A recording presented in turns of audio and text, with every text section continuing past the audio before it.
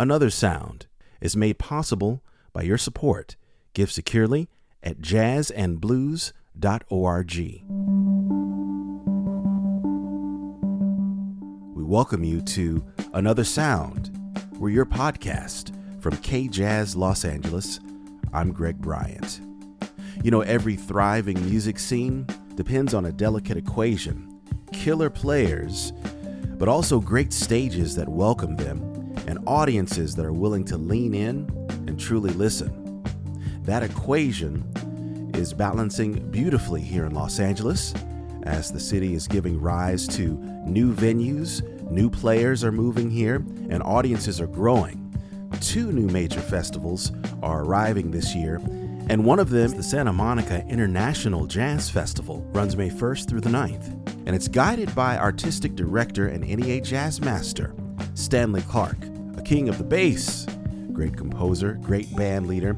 The festival this year, though, marks the centennial anniversaries of 2 of our most towering figures in Miles Davis and John Coltrane. Those guys didn't just shape the sound, they opened doors, they ushered in new voices, took risks, and in their wake, future generations didn't just follow, they helped to expand this great art form. Today we're meeting 3 acts from this inaugural Santa Monica Jazz Festival, the boundary-pushing ensemble Instant Alter, led by saxophonist Emilio Modeste and vocalist Natasha Agrama. We'll talk to drummer Vincent Wilburn, nephew of Miles Davis and leader of MEB, the Miles Electric Band, and we'll also begin today with a conversation with the great Stanley Clarke. He joins us to share his vision as artistic director of the Santa Monica Jazz Festival. He remembers John Coltrane and Miles Davis and traces the lineage of mentorship that connects these generations, where the language goes beyond the notes. Here's our chat with Stanley Clarke.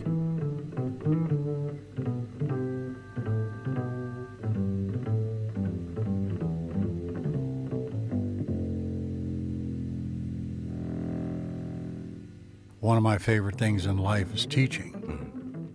And so I agreed to do a 3-year residency when I was in town, not touring, with Santa Monica College, right? So I was doing that, and on the first year I recognized that they had this little festival. It was like an in-house festival because they have a lot of talented kids there, so they would have all the various groups from Santa Monica High School, middle school, and college, and they have this little festival. I said, this is great, but on the 3rd year, you're going to have to go out. We're going to have to spread out. And they looked at me like I was kind of a little crazy at first, you know. I mean, it is this, kind of a wilder idea. And then once we got talking about it, and we had like various meetings, and they understood my intentions, and they had the same intentions and same purposes with music, which is to have a festival and make it like a real festival, which is a little different than, I know there's a lot of places they're kind of concerts, but they call them festivals. But right. A real festival in the sort of, like the European festivals, is the whole community is involved, hotels, stores, restaurants, and usually areas where there's a lot of people walking around. And Santa Monica's perfect. And then on top of that, there's a beach there. Great weather, lots of people, great community. And so, in a serendipitous way, everything came together.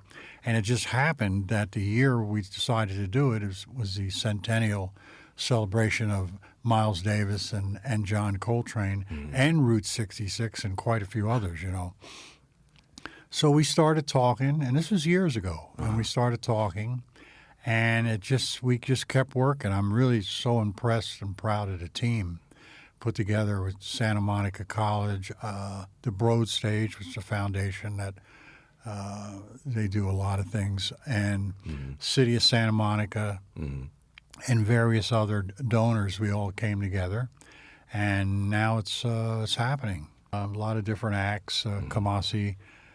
Washington. Me and Kamasi go back a long way. I think I met Kamasi when he was 16 or 17 or something. So I called him up and I said, man, I want you to headline the festival. And he's like, what? So I say, yeah. And better than that, we're going to open to you, my band. Wow. So we're going to, myself and my friend Stuart Copeland from the Police, the drummer from the Police, yes, sir. We're going to get together with a bunch of friends and in front of that and tear it up there and warm it up for Kamasi.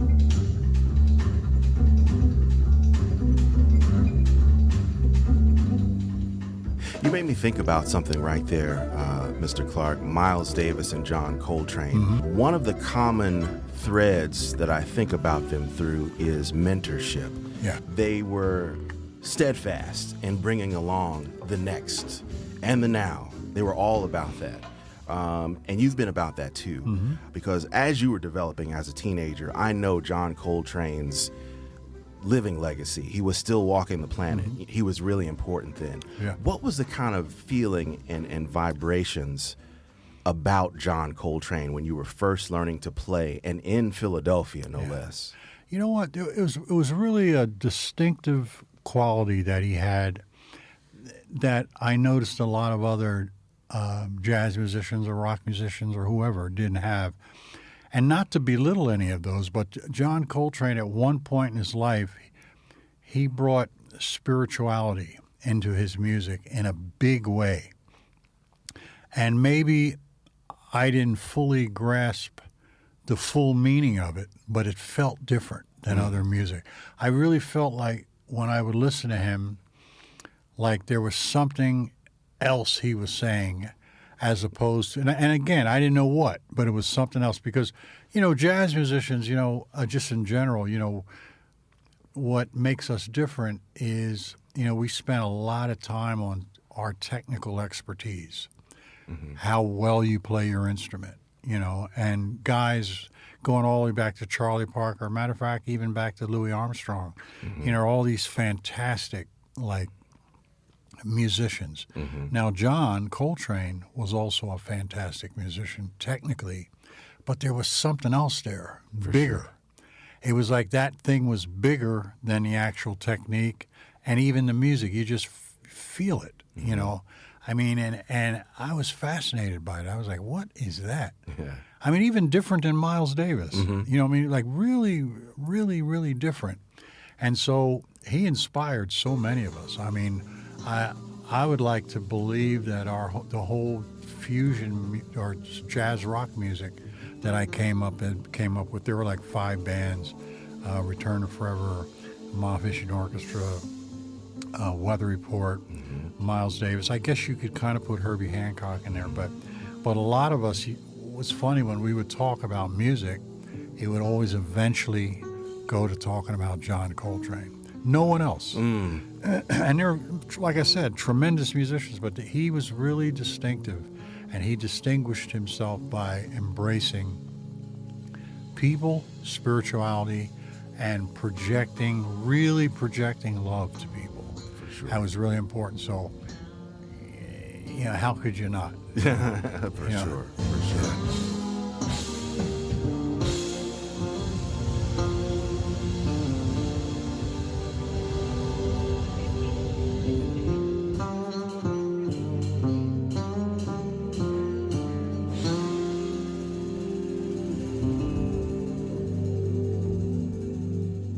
Well, obviously, you got the lesson and your peers got the lessons. I remember when I was in college hearing a Pharoah Sanders record, Black Unity, with you and Cecil McBee. That's right. Getting beyond the music. And with somebody like Pharoah, who was on stage with Train. Yeah, Pharoah was amazing. I had the best time with him because I learned a lot of things about a lot of things outside of music. Pharoah was the first guy that got me to look at just the concept of eating healthy. Okay. He was doing that back then, and I don't think he used the word vegan, but something else. He says, no, you shouldn't eat this, you shouldn't eat that, you should eat this. And I used to go, why? Why shouldn't I eat this hot dog? Right. Sure, for sure. And then I'm going to have a hamburger after that. Mm-hmm. Matter of fact, 2 of them. And he would in his own way, he knew I was ignorant, so he, in his own way, he expressed, his, and I just enjoyed him. He was just, and the music was really full of love, man, and I loved, man, standing next to Cecil McBee. Whew. Was, Cecil, I learned a lot from Cecil, man. He was one, it's funny, I can play these really long bass solos alone on the acoustic bass. I did a show up in San Francisco Jazz. I was doing 4 nights, and one of the nights they said, we just want you to play solo bass. Wow. I said, for 90 minutes? I said, you got something catching the tomatoes or what, And I did it, and it was amazing. And you know who I thought about? Was Cecil McBee. Because we'd have these long sets, like 2 hours, and he would give us like 20 minutes, almost a half an hour, me and Cecil. And Cecil would always play first and make me follow him. Oh, man. And he was just kicking my butt all the time. But I learned something about him playing bass alone. Anyone playing bass alone, the key is patience. If you have patience when you're playing, doing something that's unexpected, it goes a long way. It handles all the doubt that might be in the air when you just take and that's in anything in life, Patience is a very, very powerful ability. For sure. I think about that quality when I hear Miles play. A lot of patience. I was reading his autobiography for the 8th time, maybe a year ago, and when he was off in the middle 70s and wasn't playing, he said, there was a few people I was still listening to.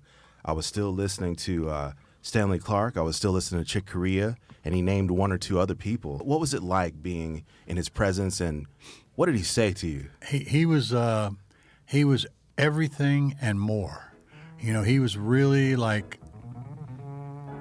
if you'd say, okay, who is the most mysterious, mystical, Prince of Darkness, all that stuff. You could have had a comic book about Miles Davis, one like a Marvel character. I mean, he was a trip. But I actually met Miles. I think it was a gig somewhere, but I went to his house a few times. He wanted me to play in his band. Okay. And I was just playing with Chick Corea, and Miles wanted me to leave Chick, and I'm kind of a loyal cat, and I looked at Chick, and matter of fact, he asked me to join the band in front of Chick. No way. In the Village Vanguard. And Chick had this face. I said, Miles, man, I'm with Chick, and but there was always a lot of respect. And Miles actually was the first guy that he wanted me to open to him. I opened to him 2 or 3 times just playing bass. Oh, wow. Okay. And he said, he said, you can play alone. You don't need nobody, So I said, okay. And I remember one time, it was probably one of the biggest moments of my life. I was playing Chicago, opening up to Miles, and he was on the side of the stage listening. Wow. Just for a second, and I thought that was great. And it was nobody like him. That's all I can say. But Miles was cool. What I liked about him was his spirit was like a young man all the time. He never, he died young. For sure. In listening to your first album as a leader, Children of Forever, amazing, of course, in the ensembles, but one of the things really stood out to me almost from the time when I put the needle on the record, having 2 amazing singers in Dee Dee Bridgewater and Andy Bay, and coming back to a band like Instant Alter, and even, Hiatus Coyote, where there's definitely some complicated language here, but the vocalists are not just tracking, but a part of the front line, really. Kind of tell me about your decision to early on have vocals involved when in a lot of the early 70s stuff, maybe it was limited, but that wasn't the modus operandi. Yeah, exactly.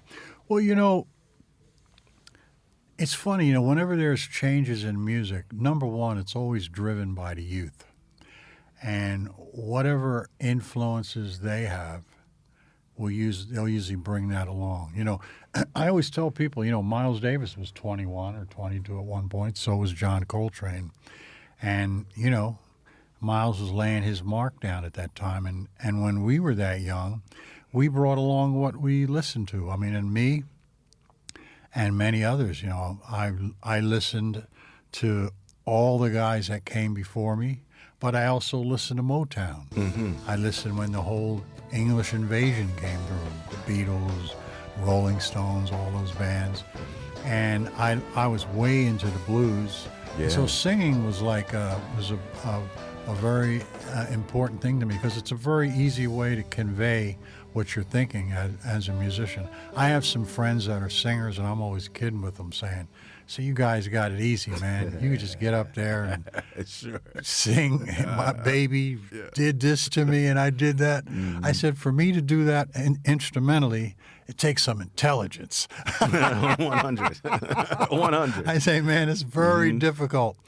But I did tell those guys, they say, when you have instrumentalists, we do the approach, the process is still the same. Yeah. Whether there's a vocalist or not, a guy has a title, and he's doing his darnest, man, to convey and get you to perceive what he's trying to do. And it's difficult, but sometimes it isn't. One of the things I loved about the group Return to Forever was that we finally, when we made our record, The Romantic Warrior, Yes, sir. you really hear what we were trying to do there. It was like medieval times, Chick's first opening piece, Medieval Overture. You really hear it.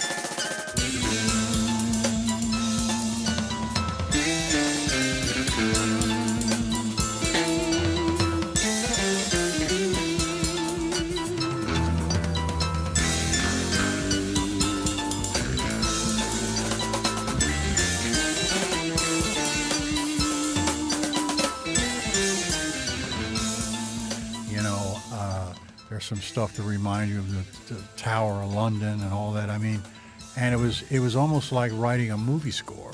For sure. So which I ended up doing later before I did a lot of movies.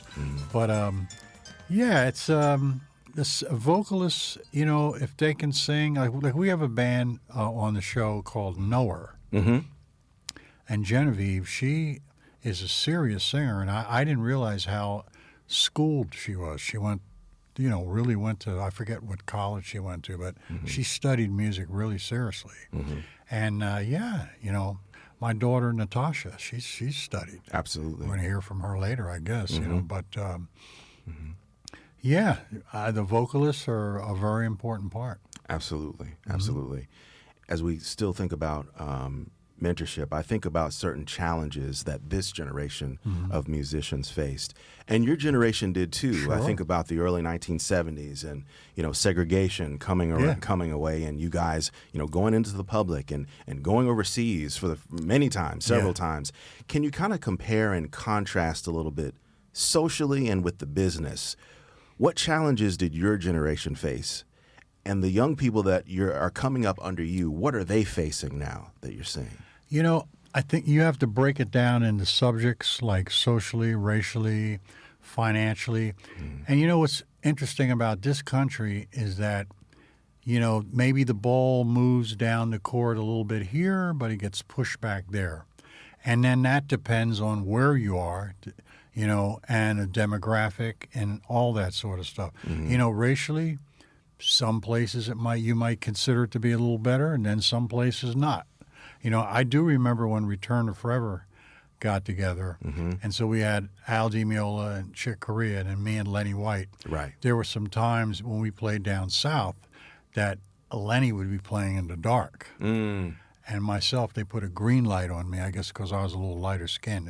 And we found out later from our roadies that some of these guys, but the band was popular, and we were one of the few like interracial bands too at that time. But it's funny, we didn't realize that. And I was telling somebody the other day that one of the great things about being in the art world, whether you're playing music, writing literature, painting, and now we have this podcasts and different things, this is a new art form, is that you realize at a young age, in order to do anything great, we all have to work together.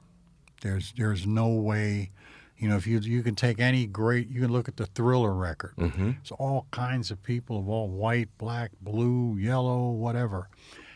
Greatness, you can't, racism, all sorts of social injustice, or just having hate in your heart. You will never be great at anything other than maybe hate. You know what I mean? So I learned that at a young age. So I've been walking around in that bubble for a long time, and it's kind of weird sometimes. I walk around, and I'm in a different place. I don't allow that stuff to affect me, but my bubble is transparent. I can see it. Yes, sir. You know what I mean? And so it's pretty interesting. But I have friends all over the world from, almost every country or continent, and it's kind of sad to see the war continuing. I mean, I got friends in Gaza. I don't even know where they are now. I got friends in Israel. I got friends in here. I got friends in all through Africa, all through the United States, Asia, or South America, And, when you see these tensions, that have absolutely nothing to do with the truth,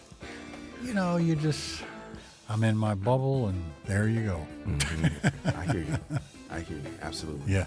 And I think about, too, on the business side, where maybe musicians can go almost anywhere, when they perform, but maybe they don't have access to a booking agent or a recording contract. Now it's because of technology. In many ways, it's enhanced a musician's existence. I mean, you can record in your house, you can make a record, you can make the cover, and you can disseminate the record in your house now. When you want to expand and go out there, you can still use social media to do that. There are some things that the technology has enhanced and some things that it hasn't. Right. There are some people that maybe should practice a little more. Sure. You know what I mean? Before they step out. But, there's just a lot of opportunity out there now because of social media. I think as time goes on, we're going to see whether it really, really helped 100%. If you ask me what I think about, the AI stuff where they put songs out and all that, I mean, for me to really comment on it, I'm going to have to wait a couple years just to see. I mean, I was shocked when I heard the other day they have a chart now. Oh, wow. Like, how you have Billboard charts? Well, they got an AI chart. Oh, my goodness. With bands, coming from somewhere, right? Sure. And then I heard that they had on one of the regular charts, there was a virtual artist that was close to number one. It might have been a country chart. I don't know. Right. So things are changing, and all I know is when you go back to the basic fundamental of someone playing on a stage with an instrument, and he's a human, and there's some people in the audience that are the same, and they're listening, and there's that interaction. The AI will never do that in reality. Maybe they'll have concerts that you can. That's what I'm waiting, where you put on those glasses or whatever, and then you're inside a concert listening to whoever. Metallica 3 or something. For sure. And that might be a good day or a sad day. I don't know. That's a good point. That's a good point. Who knows? Exactly. We'll see. But the musicians worry about it. I got friends there, but you shouldn't be worrying about that. Indeed. Just keep creating. I hear you. Yeah. I hear you. I really love how you are the artistic director for this festival. Do you think that's the new way in 2026? Hopefully, we'll see more of that, but I shouldn't answer for you. No, we will. We will. I mean, you could see it in a lot of places in music and in the art world. getting back to artistic director, sometimes when you're an artist, artists think about, well, like what would maybe the lineup should have been this, or maybe the festival should have looked like that, or this. There are a lot of artists that were way beyond their instruments, like had other things to say. Wayne Shorter was like that. I always believe that Wayne Shorter should have, whenever they had conflicts in the world, they should have sent Wayne in there to talk. He could speak about truth, spirituality, et cetera, why violence on the long term doesn't work. It just doesn't, And, but, yeah, you're going to see more of that. Indeed. Christian McBride was doing it a lot. For sure. I think the Newport Jazz That's right. Festival. Yeah, That's right. Yeah, you're going to see a lot more. I think you're going to see a lot more artists that play instruments but maybe think about other things, doing other things. So it's good. I'm really enjoying it, the festival, and I'm looking forward to seeing what it is 5 years from now. What a fun time with Stanley Clarke here on Another Sound. Stanley Clarke will be performing in a few different configurations at the Santa Monica Jazz Fest. And to learn about his touring schedule and new album, Last Train to Sanity, visit StanleyClarke.com. As new listeners are tuning in for our music's new sounds, it helps to understand the spark that lit the fuse. We know one of those catalysts is certainly Miles Davis, who would have been 100 this year. Vincent Wilburn, drummer, band leader of the Miles Electric Band, is Miles Davis's nephew. Vince drummed for his uncle Miles on tour through the mid-'80s and recorded with him on the albums The Man with the Horn, Aura, and You're Under Arrest. We asked Vince a simple question to get started. As fresh ears find their way to jazz's evolving language, why should they spend time with Miles? Because you're talking about a genius, and you're talking about someone who changed the course of music 4 or 5 different times in his career. And so, if I was under 40, thank you, Ethan, brother Ethan is here. If I was under 40, I would be curious if anything, just to say, well, to see why, who this man was, or I'm still a sponge as I was as a kid, and I would like to try to check out the man and listen to his music, and if you even if you didn't understand the music, just give it a shot, give it a chance. Absolutely. And I'm just a kid who was, I was a kid who was curious, and I think that you have a lot of young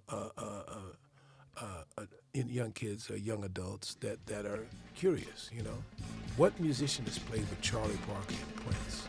Now, if you say that would pique my curiosity right away.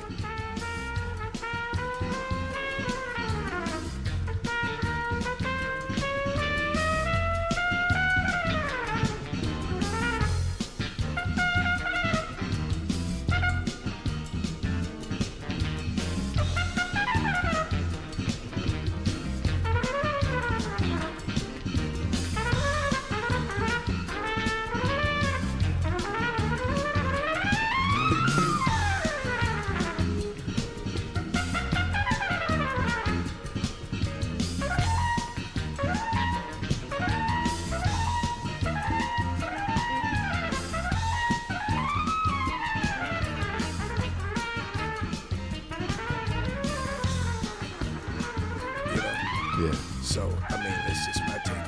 I think, to be around him, and not just because he's my uncle, but just to have that energy, flow amongst us all is amazing, and it's a blessing. He was one of few musicians who, when you recorded, the tape always ran.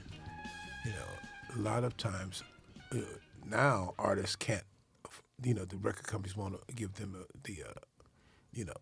the budget to just let a tape roll. Like the recording tape is for those who don't know. And the tape would run, and he would, you figure if you're doing 2 or 3 days of recording, that's expensive, just tape alone.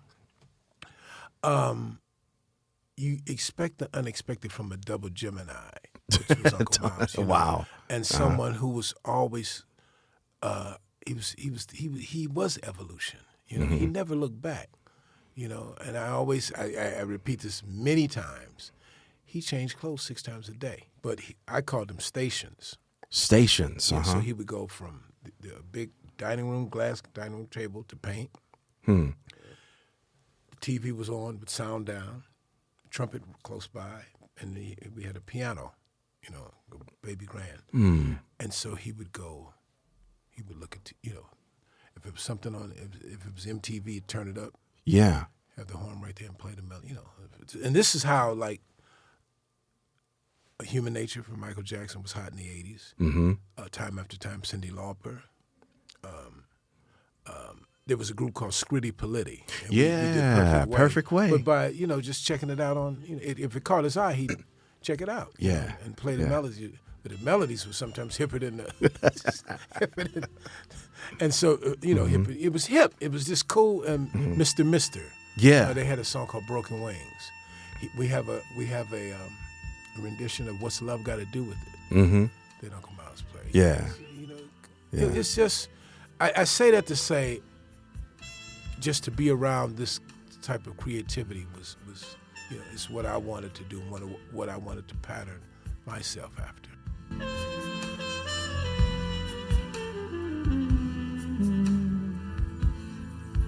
We had a band in Chicago. You know the story?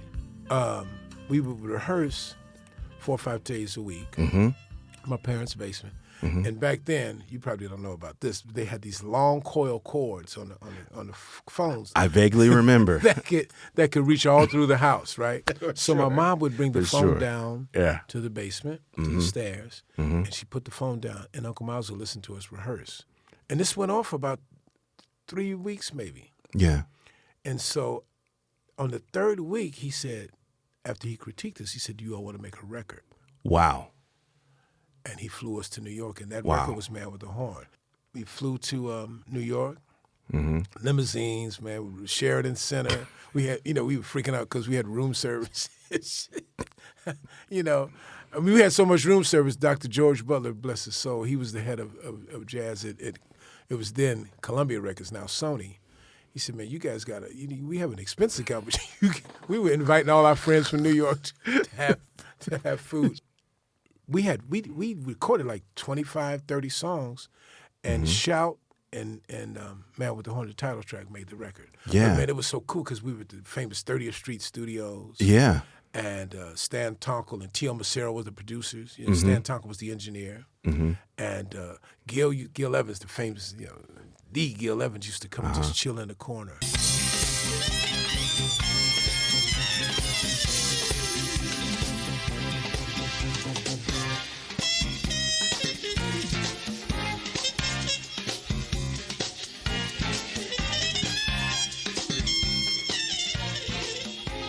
Your Uncle Miles decided to, you know, tour with a certain configuration in the early 1980s. But you get to a point in the mid-'80s where Al Foster is, of course, the great drummer that he is. But Miles Davis is music first. Can you tell me about the situation that actually got you into the touring and recording band in 1984 and 5? Well, I just think Uncle Miles wanted to go in another direction. I mean, he did it, you know, he made that decision between Al and myself, between me and Ricky Wellman, who replaced me with the band. So it was always, you know, he was always trying to fit the right musicians for the right periods of his music. I mean, Al was my mentor, you know. He was like everything to me. Yeah. But Uncle Miles heard something different. He wanted to make a change. He would always record everything.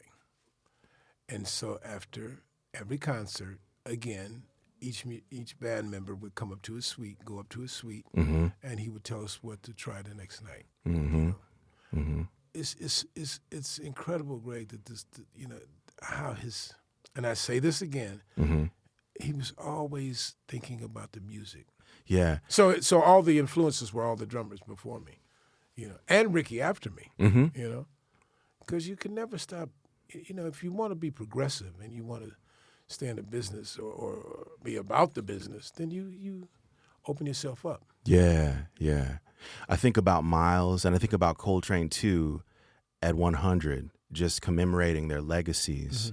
The key word for me probably would be mentorship, making sure the next generation, the next set of players has an opportunity to grow up in that language, in that system. And I know with the Miles Electric Band, you're pulling from a very special cadre of musicians. Who are one or two that didn't get the chance to play with you guys in the 80s or 90s that have that spirit that you like to call on to serve this project? Greg Spiro, he's the youngest. I call him the baby. He's playing second keyboards. DJ Logic. Oh yeah. Who's our turntablist, and I think he's next to Greg in age. It's just, and then you have someone like Antoine Roney from the Roney family, who is Wallace's little brother, who knows, he knows he was he told me that he and his brother Wallace used to sit and polish their horns when they were little boys. Wow. Yeah. So it's that kind of thing. See, I had the thing being backstage watching Uncle Mouse. Those guys polished their horns because they knew one day they were going to play this music. For sure. And for me, Greg and Logic, those two guys, because they're the youngest in the band, but they have so much knowledge of what we're doing, and the love and passion for Miles. And we're not a tribute band. What we're doing, Greg, is we're just trying to share some of these things that Uncle Miles taught us. You can never stop sharing. Long after we're gone, there's music in the vaults, and he was shifting it, all the time. And so it's there for us to just check out. If we want to keep it open, like I said, if we want to keep an open heart and keep an open mind to check it out. Indeed. And man, it's up to us, to keep pushing this music. Absolutely. It's important. It's very important. That's Vincent Wilburn here on Another Sound podcast from K-Jazz Los Angeles. Not yet a K-Jazz member? Your member dollars are at work through efforts like this podcast and also through scholarships for young musicians and live music performances throughout Los Angeles.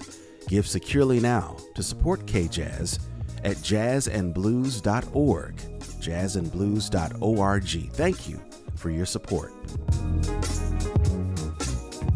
As a new generation is shaping jazz in real time, one band in the center of that movement is Instant Alter, led by vocalist Natasha Agrama and saxophonist Emilio Modeste. With a huge thumbs up from their mentor Stanley Clarke, they're carving out a sound that's as exploratory as it is grounded. We spoke with Instant Alter about growth, collaboration, and what it means to build something new while standing on the shoulders of giants.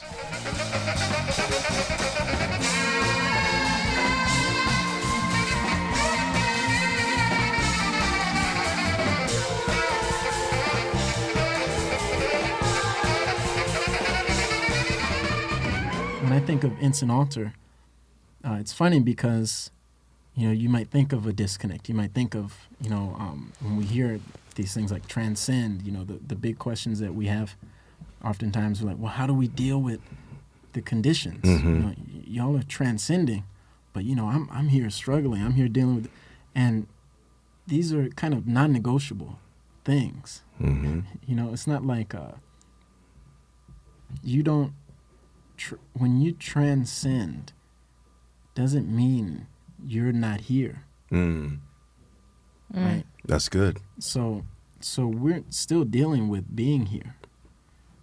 We're just offering that there are many ways to confront our conditions and our how we're living and what we're dealing with as people, as a society.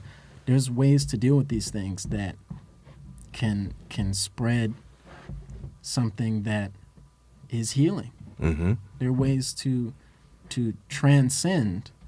Transcending is that we're offering ourselves to something greater, and in many ways being guided by something greater, or helping to guide something greater, helping to be a part of that movement, but that doesn't mean we're not here. So this is kind of the question, I think, of Instant Altar, is that we are constantly looking for ways to fill this universe with the most good. Mm-hmm. And the closest we could get to that in words was Instant Altar.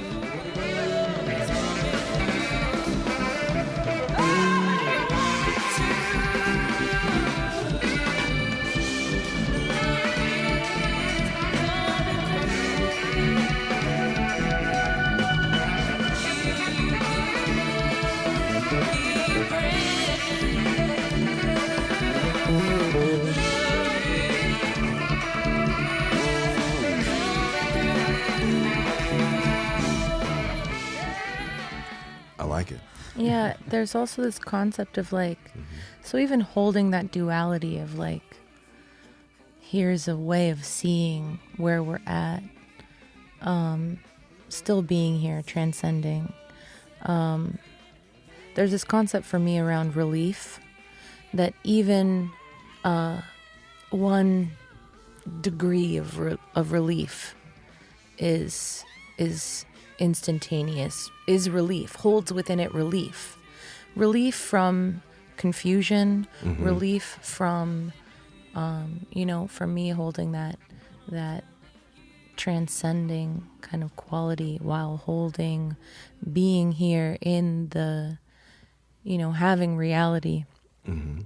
For me it feels like relief to any degree. Could be a lot, could be even just a little bit of clarity. When you're in confusion, a little bit of clarity, there's no degree of relief. It's just an instant altar, it's like hearing music that you resonate with. There's an instant altar. I feel like change, what is change? Is it on a cellular level? Is it on a global government, economic level? There's so many ways to look at something. Change might take time depending on how you're measuring it, but I feel like internally, cellularly even, and spiritually, mentally, there is such a thing as instant altar. Resonance, someone smiles at you, a stranger, there's resonance. That's an instant altar. It's changing the environment emotionally.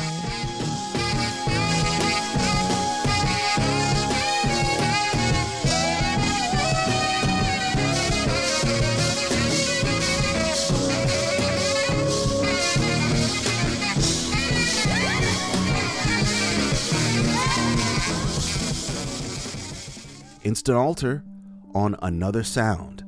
Follow Instant Altar on Instagram at Instant Altar, no spaces.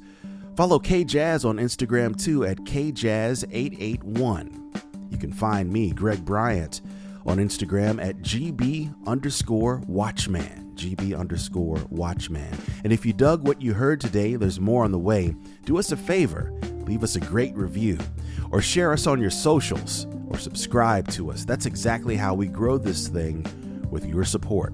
We want to thank Ethan, Ari, Alex, and Valerie at the Recording Club Santa Monica.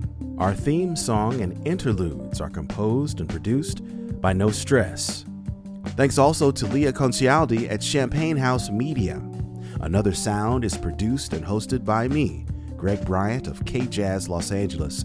Our operations manager is Mike Johnson. We're finding fresh ears for fearless music on Another Sound. See you soon.